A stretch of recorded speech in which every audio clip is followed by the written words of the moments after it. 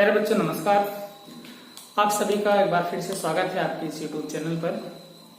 पिछले लेक्चर में हमने आप लोगों को वैद्युत ऊर्जा और वैद्युत सामर्थ्य के विभिन्न सूत्रों तथा उनके मात्रकों को बताया था। उसी क्रम में हम लोग आज आगे बढ़ेंगे।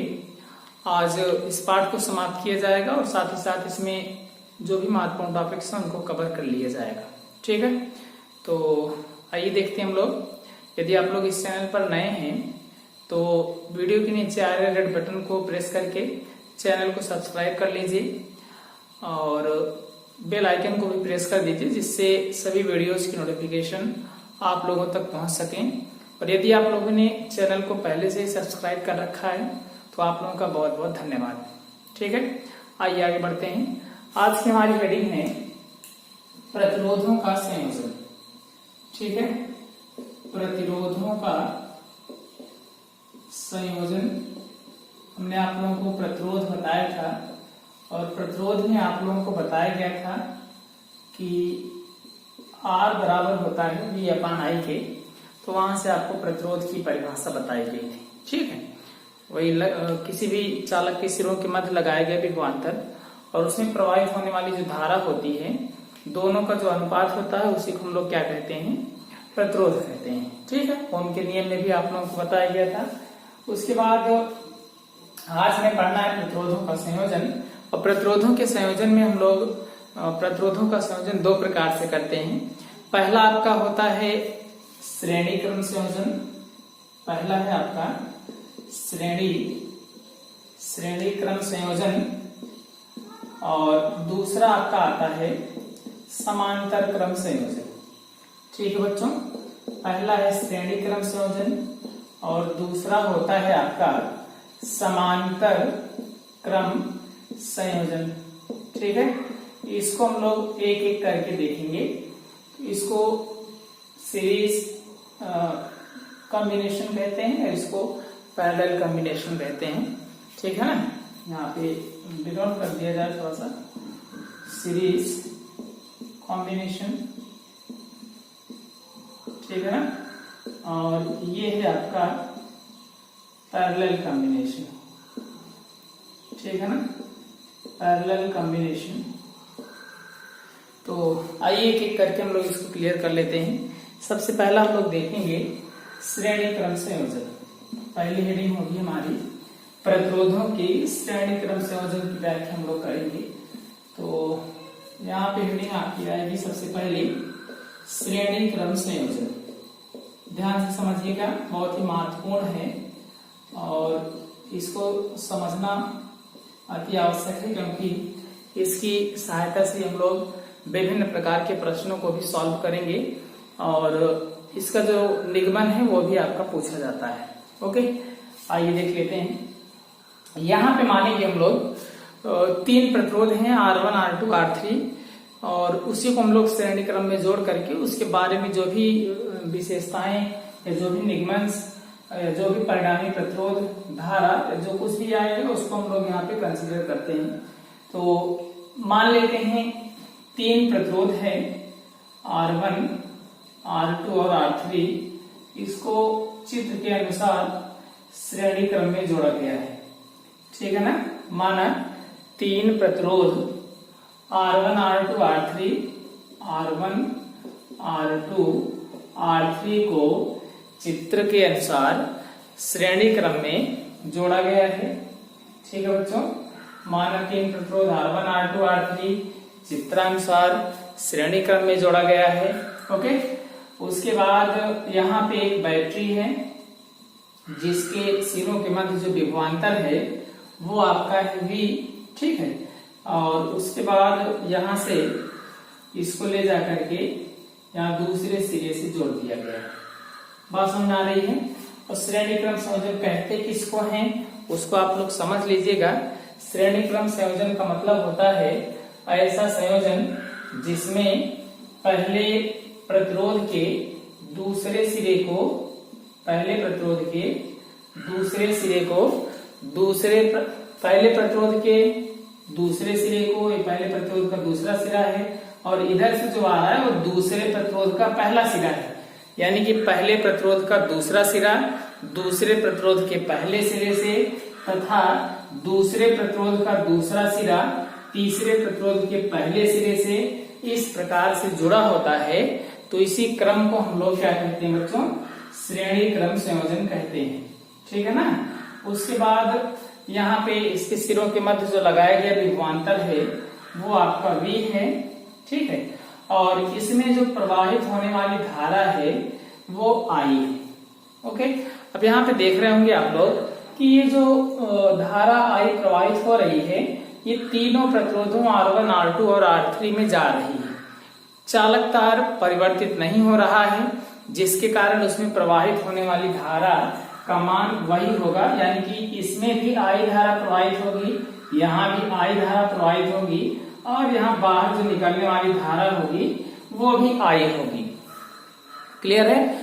उसके बाद यहाँ से हम लोग देखेंगे कि यहाँ पे जो प्रतिरोध R1 है इसके सिरों के मध्य जो विभवांतर है वो आपका V1 है। ठीक है। और प्रतिरोध R1 के सिरों के मध्य विभवांतर V1, R2 के सिरों के मध्य विभवांतर V2। ओके। और R3 के सिरों के मध्य जो विभवांतर है वो आपका V3 है। एक बार फिर से आप लोग समझ लीजिए, उसके बाद हम लोग निगमन की तरफ आगे बढ़ेंगे। माना तीन प्रतिरोध R1, R2, R3 चित्र के अनुसार श्रेणी क्रम में जोड़े गए हैं। ठीक है। और इसमें इन प्रतिरोधों में प्रवाहित होने वाली धारा स्मॉल I है। ओके। और इनके सिरों के मध्य विभवांतर क्रमशः V1, V2 और V3 है। बात समझ रहे हैं। उसके बाद यहाँ पे आप लोग देख रहे होंगे जो बैटरी का जो बड़ा वाला सिरा होता है उसको हम लोग प्लस बोलते हैं और जो बैटरी का दूसरा सिरा होता है छोटा वाला उसको हम लोग माइनस बोलते हैं। ओके।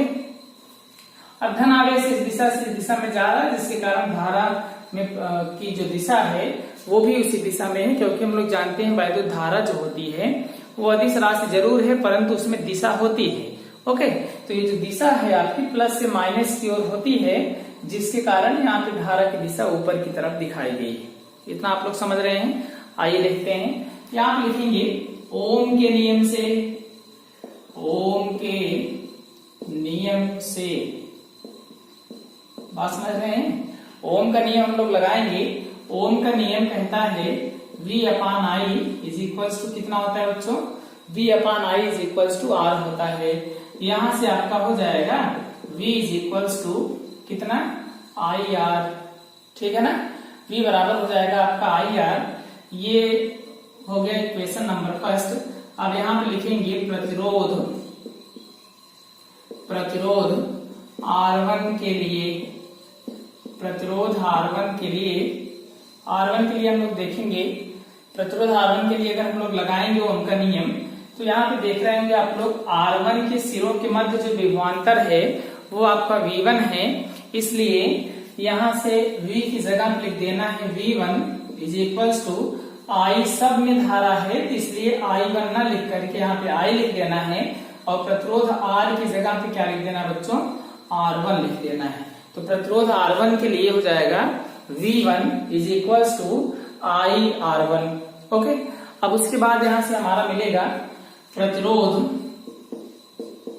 R2 के लिए, प्रतिरोध R2 के लिए दूसरे प्रतिरोध के लिए अगर हम लोग देखेंगे तो यहां से हमारा मिलेगा V2 इज इक्वल्स टू क्या मिल जाएगा, IR2। बात समझ में आ रही है। उसके बाद इसी प्रकार हम लोग तीसरे प्रतिरोध के लिए भी देखेंगे। इसी प्रकार प्रतिरोध R3 के लिए, इसी प्रकार प्रतिरोध R3 के लिए क्या हो जाएगा बच्चों, प्रतिरोध R3 के लिए हो जाएगा V3 is equals to IR3। कितना समझ में आ रहा है। हमने आप लोगों को बताया ओम का जो नियम होता है वो आपका कहता है V/I is equals to R। I को उस तरफ ट्रांसफर करेंगे V बराबर IR हो जाएगा। अब ऐसे पहले प्रतिरोध के लिए अगर लिखेंगे, पहले प्रतिरोध के लिए आपका हो जाएगा V1 is equals to IR1, क्योंकि विभवांतर V1 है। प्रतिरोध में धारा जो प्रवाहित हो रही है तीनों में I है और प्रतिरोध पहले के लिए हम लोग लिख रहे हैं, इसलिए V1 इज इक्वल टू कितना आ जाएगा IR1।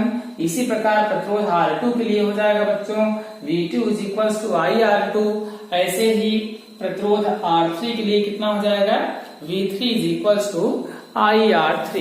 ओके, अब यहां पर लिखेंगे अब परिपथ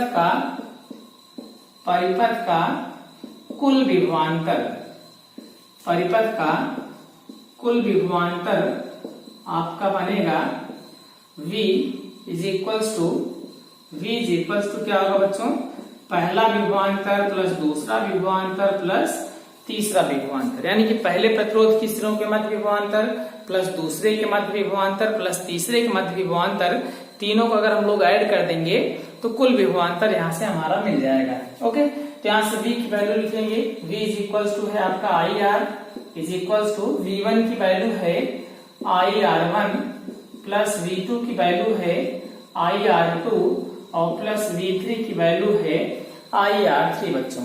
ठीक है, यहाँ से आपका मिलेगा IR is equals to, I को हम लोग कॉमन कर लेते हैं, I जैसे ही कॉमन करेंगे इसके अंदर बनेगा R1 प्लस R2 और प्लस में R3, I से I कैंसिल हो जाएगा, यहां से हमारा मिल गया R बराबर R1 plus R2 plus R3। ठीक है, R बराबर कितना मिल गया बच्चों, R1 plus R2 plus R3। कहने का मतलब ये है श्रेणी क्रम में जो तुल्य प्रतिरोध है उसका मान हमें मिल गया है। यहाँ तक आप लोगों को कोई समस्या नहीं होनी चाहिए। अब यहाँ से हमें मिल क्या रहा है उसी को हम लोग शब्दों में जरा बयां करने का प्रयास करेंगे। शब्दों में अगर हम लोग इसको बोलना चाहें तो यहाँ से हमारा क्या हो सकता है कि जब भी श्रेणी क्रम में कोई भी तीन प्रतिरोध या तीन से ज्यादा प्रतिरोध अगर जुड़े होते हैं तो उनका जो तुल्य प्रतिरोध होता है उनके अलग अलग प्रतिरोधों के योग के बराबर होता है। ठीक है, कहने का मतलब ये है श्रेणी क्रम संयोजन में प्रतिरोधों का जो तुल्य प्रतिरोध होता है उनके अलग अलग प्रतिरोधों के योग के क्या होता है, बराबर होता है। यहाँ तक आप लोग समझ रहे होंगे। कोई भी डाउट अगर होगा तो आप लोग इसको फिर से रिवाइज करके देख लीजिएगा। फिर भी अगर आपको कोई समस्या होती है तो आप लोग कमेंट बॉक्स में जरूर बताया करें, या फिर आप लोग हमें पर्सनल मैसेज भी कर सकते हैं। आप लोग इस चैनल के अबाउट में जा करके वहां पे व्हाट्सएप का लिंक दिया गया है, आप लोग वहां से कोई भी क्वेश्चंस क्वेरी कर सकते हैं। ओके, आइए आगे बढ़ते हैं। इसके बाद हम लोग दूसरा क्रम देखेंगे। दूसरा क्रम आपका होता है समांतर क्रम संयोजन, उसके बारे में हम लोग चर्चा करते हैं। इसको इरेज कर दे रहे हैं, कोई भी समस्या होगी तो आप लोग जरूर पूछिएगा। ओके, तो आइए समझ लेते हैं इसको। नेक्स्ट हमारा है सेकंड आपका होता है समांतर क्रम संयोजन। ठीक है बच्चों, पैरेलल कॉम्बिनेशन है, पैरेलल कॉम्बिनेशन ऑफ रेजिस्टेंस है, प्रतिरोधों का समांतर क्रम संयोजन। तो यहां से हम लोग मान लेते हैं, माना तीन प्रतिरोध R1, R2 और R3 हैं और यहाँ पे कोई एक क्रम बना दिया जा रहा है। समांतर क्रम किस प्रकार से होता है उसको हम लोग समझने का प्रयास करेंगे। तो इस तरीके से कुछ क्रम दिखेगा और यहाँ से ये जोड़ दिया गया है। अब देखिए क्या है ये, मान लेते हैं कोई तीन प्रतिरोध R1, R2 और R3 चित्र के अनुसार समांतर क्रम में जोड़े गए हैं। अब समांतर क्रम कहते किसको है बच्चों, जरा समझ लेते हैं। समांतर क्रम का मतलब होता है पहले प्रतिरोध का पहला सिरा, दूसरे प्रतिरोध का पहला सिरा और तीसरे प्रतिरोध का पहला सिरा, यानी कि सभी प्रतिरोधों के पहले सिरे एक साथ जुड़ेंगे। ठीक है बच्चों, और सभी प्रतिरोधों के दूसरे सिरे एक दूसरे साथ जुड़ेंगे। बात समझ में आ रही है?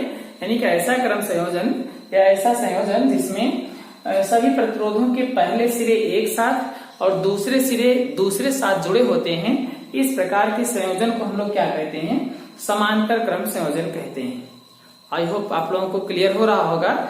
यदि सभी प्रतिरोधों के पहले सिरे एक साथ जुड़े हों और सभी दूसरे सिरे दूसरे साथ जुड़े हों तो इस प्रकार के संयोजन को हम लोग समांतर क्रम संयोजन कहते हैं। और यहाँ पे माना गया बच्चों कोई तीन प्रतिरोध R1, R2, R3 चित्र के अनुसार समांतर क्रम में जोड़े गए हैं और यहाँ से एक बैटरी है जिसके सिरों के मध्य जो विभवांतर है वो आपका V है।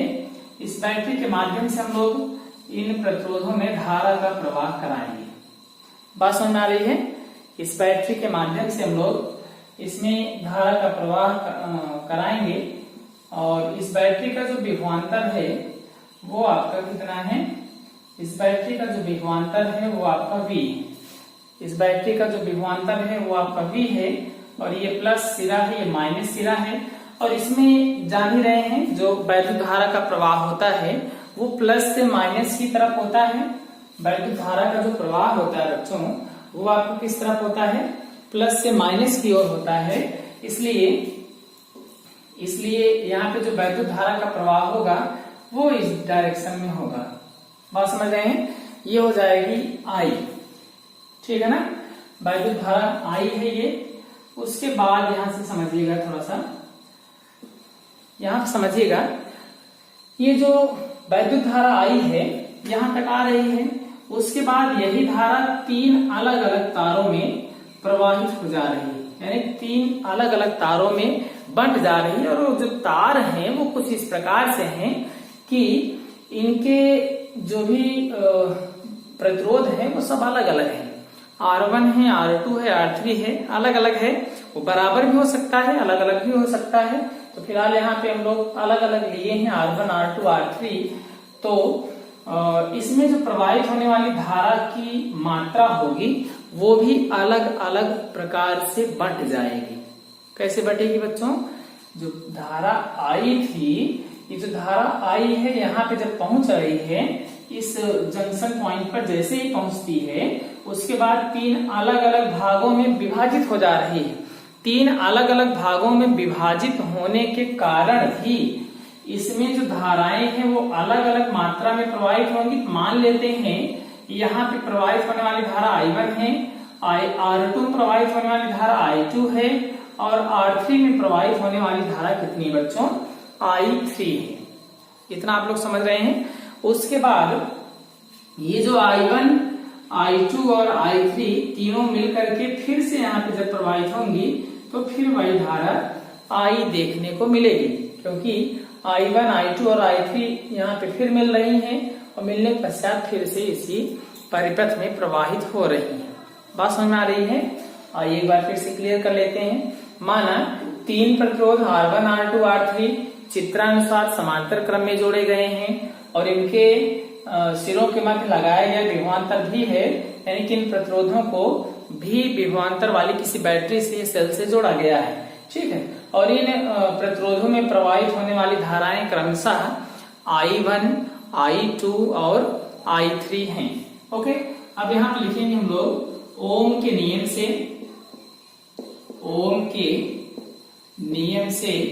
ओम का नियम हम लोग लगाएंगे और ओम का नियम आपका कहता है V upon I is equals to क्या होता है बच्चों? V upon I is equals to R। ठीक है ना? V upon I is equals to R होता है। तो I को उस तरफ लेके जाएंगे, R को नीचे लेके आएंगे, तो ये I चला जाएगा ऊपर, यानी कि I इज इक्वल्स टू मिलेगा आपका V अपान में R। ठीक है ना? I इज इक्वल्स टू क्या मिल गया? V अपान में R। अब यहाँ पे लिखेंगे पहले प्रतिरोध के लिए, यानी कि प्रतिरोध किसके लिए बच्चों? प्रतिरोध R1 के लिए। अब प्रतिरोध R1 के लिए अगर हम लोग लिखेंगे तो प्रतिरोध R1 में जो प्रवाहित होने वाली धारा है वो आपकी कितनी है बच्चों? I1 है। तो यहां से हम लोग लिख देंगे I1 is equals to V upon में R1। ठीक है। अब इसी प्रकार हम लोग लिख देंगे प्रतिरोध R2 के लिए, प्रतिरोध R2 के लिए क्या होगा बच्चों? दूसरे प्रतिरोध के लिए अगर हम लोग लिखेंगे तो यहां से हमारा मिलेगा I2 is equals to V upon में R2। ठीक है। I2 is equals to V upon में R2। ऐसे ही प्रतिरोध R3 के लिए हम लोग लिखेंगे, प्रतिरोध R3 के लिए, तीसरे प्रतिरोध के लिए अगर हम लोग देखना चाहें तो यहां से हमारा मिलेगा I3 is equals to V upon में R3। इतना क्लियर है।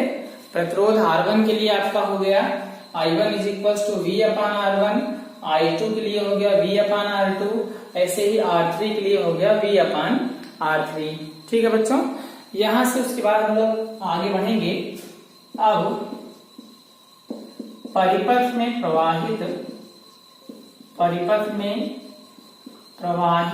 कुल धारा, परिपथ में प्रवाहित कुल धारा कितनी है?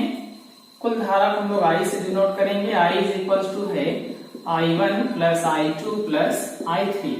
जैसे कि हमने आप लोगों को बताया कि जो धारा I है वही 3 भागों I1, I2, I3 में विभाजित हो रही है, फिर यहाँ पे जब मिल रही है तो फिर से I बन के बाहर निकल रही है। कहने का मतलब ये है बच्चों कि अगर उन्हीं धाराओं को हम लोग जोड़ें तो इन सभी धाराओं का जो योग है उस धारा के कुल धारा के बराबर हो जाएगा। तो यहाँ से I का मान हम लोग लिख देंगे। I का जो मान है वो है आपका V upon R is equals to, ये है V अपान R1 और प्लस में V अपान R2 और प्लस V अपान R3। ठीक है, V हर जगह है, हम लोग इसको कैंसिल आउट कर देंगे। तो यहाँ से हमारा मिल जाएगा 1/R is equals to 1/R1 plus 1 upon R2 और 1 अपान R3। बच्चों कहने का मतलब ये है, ये आ गया हमारा तुल्य प्रतिरोध के लिए व्यंजक। आइए इसको समझ लेते हैं। यहाँ पे क्या आया है देखिएगा, ये जो तुल्य प्रतिरोध है वो है कैपिटल R और तुल्य प्रतिरोध का व्युत्क्रम हमारा आ रहा है, यानी कि 1/R आ रहा है। ठीक है, कहने का मतलब कि अगर हम लोग समांतर क्रम में 3 प्रतिरोधों R1, R2, R3 को जोड़ रहे हैं तो इसका जो तुल्य प्रतिरोध है उसका व्युत्क्रम उनके अलग अलग प्रतिरोधों यानी कि R1, R2, R3 सबके व्युत्क्रम के योग के बराबर आ रहा है। मतलब कहने का ये है, समांतर क्रम संयोजन में तुल्य प्रतिरोध का व्युत्क्रम यानी कि तुल्य प्रतिरोध R का जो व्युत्क्रम है, व्युत्क्रम का मतलब 1/R है, उनके अलग अलग प्रतिरोधों के यानी कि R1, R2, R3 के व्युत्क्रम के योग के बराबर होता है। फिर से एक बार सुनिएगा, इसी के नीचे लिखिएगा आप लोग, अर्थात समांतर क्रम संयोजन में तुल्य प्रतिरोध का व्युत्क्रम उनके अलग अलग प्रतिरोधों के व्युत्क्रमों के योग के क्या होता है? बराबर होता है बच्चों। ठीक है, तो ये था आपका समांतर क्रम संयोजन और श्रेणी क्रम संयोजन में तुल्य प्रतिरोधों का व्यंजक ज्ञात करना, जो कि हमने आप लोगों को बता दिया है। ये पाठ आज से आप लोगों का समाप्त होता है। इसके बाद आप लोगों को नेक्स्ट जो लेसन है उसको हम लोग कवर अप करेंगे, नेक्स्ट वीडियो में आप लोगों को दिया जाएगा। तो इस वीडियो को आप लोग ज्यादा से ज्यादा विद्यार्थियों तक शेयर करेंगे और साथ ही साथ इस चैनल को सब्सक्राइब करने के लिए भी बोलेंगे। ठीक है ना? वीडियो को पूरा देखने के लिए बहुत बहुत धन्यवाद।